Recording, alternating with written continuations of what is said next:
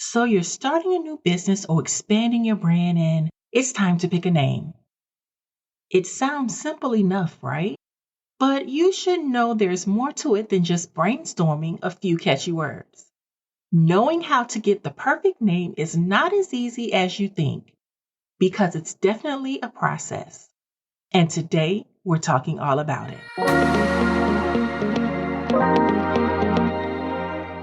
I'm Peachy Williams, the brand voice builder. As a business owner, I understand that building a brand doesn't happen overnight. It's all about positioning yourself to build, brand, and grow. If you're an entrepreneur or one in the making, you're in the right place. Let's get into it. Your brand name is often the first impression people have of your business, right? It's on your website, business cards, social media profiles, practically everywhere. The right name matters because a good name not only creates curiosity, but also makes you memorable, right? But on the flip side, a bad name can confuse potential customers or worse, it can actually turn them away. Creating a brand name that resonates with your audience is more than just pulling names out of thin air. While personal brands may use that person's name, what about the other brands, right? And just because you think it sounds good, that does not mean it will resonate with your audience. It's important to establish your brand personality first. Let me repeat that. It's important to establish your brand personality first. Yes, I know. But before you even start brainstorming names, you should have a clear understanding of your brand personality. Is your brand fun and quirky?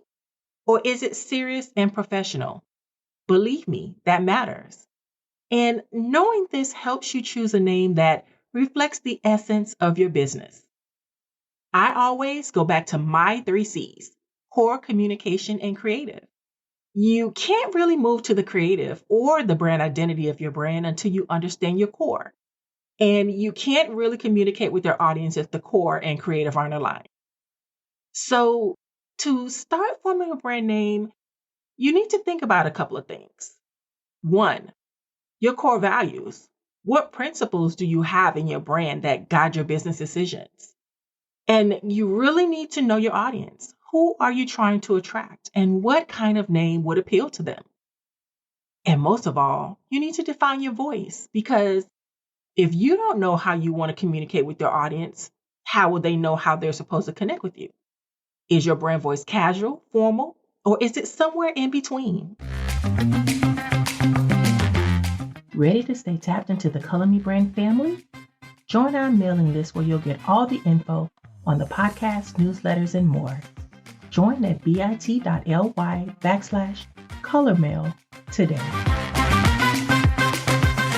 I want to give you a couple of great tips for choosing a brand name. 1, keep it simple.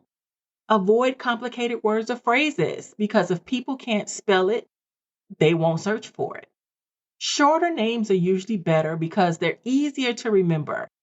But again, in this ever-evolving and ever-changing world of ours, some long names actually work, especially if they're catchy, right? Number 2, you want to make it relevant. Your name should give some idea of what your business is about in some manner.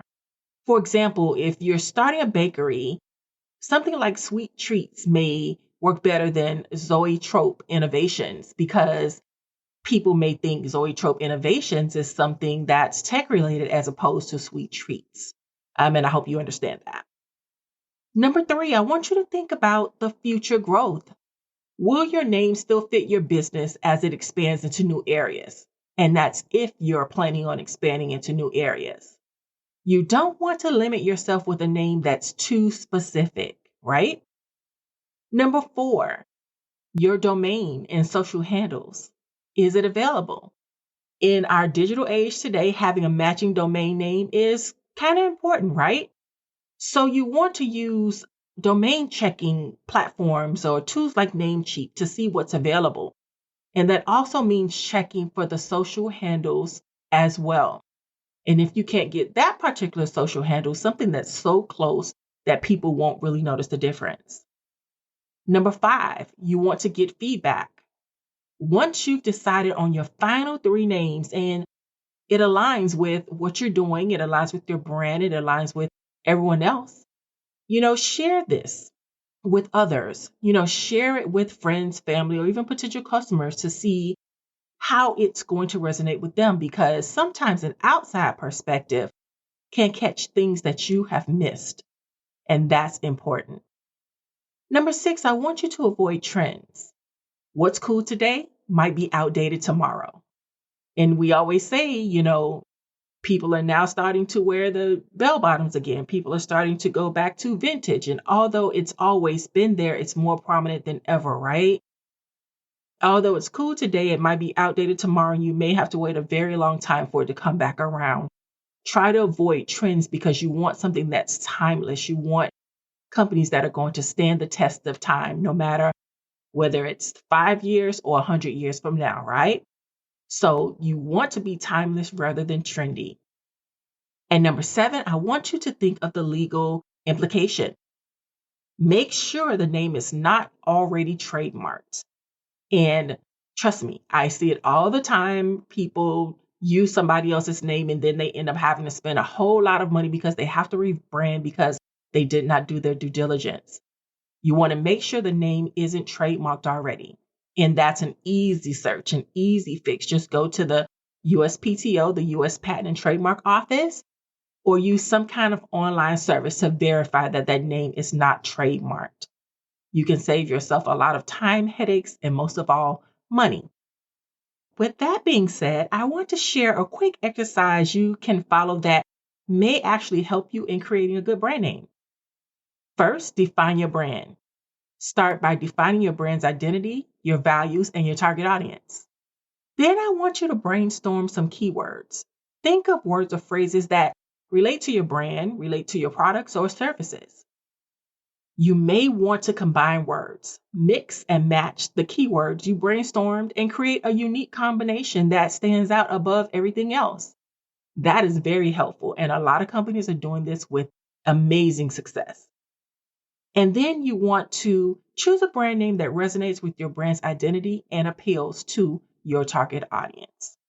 Because a good brand name should be memorable, easy to pronounce, and it also should reflect the essence of your brand. You cannot leave that out. So there are some tools out there in the market that can help you. Name generators. So websites like Namelix or Shopify's business name generator can spark ideas.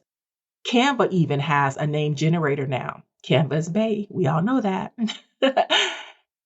And then you might want to use a thesaurus, because sometimes a synonym for your initial idea sounds much better than the actual name you came up with. Again, check the domain. Go to Namecheap, go to GoDaddy or other domain checkers, Ionos. All those places have name checkers that can let you know if you're on the right track and if your name is actually available. Choosing the right name for your brand is important, and it's not something that can be rushed.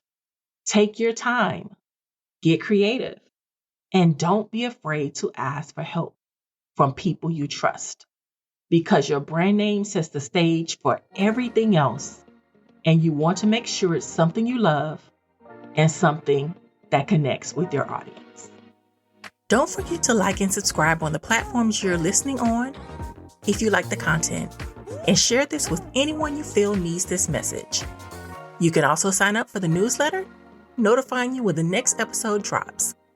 Until next time, keep creating, keep building, keep thriving, and watch your brand grow.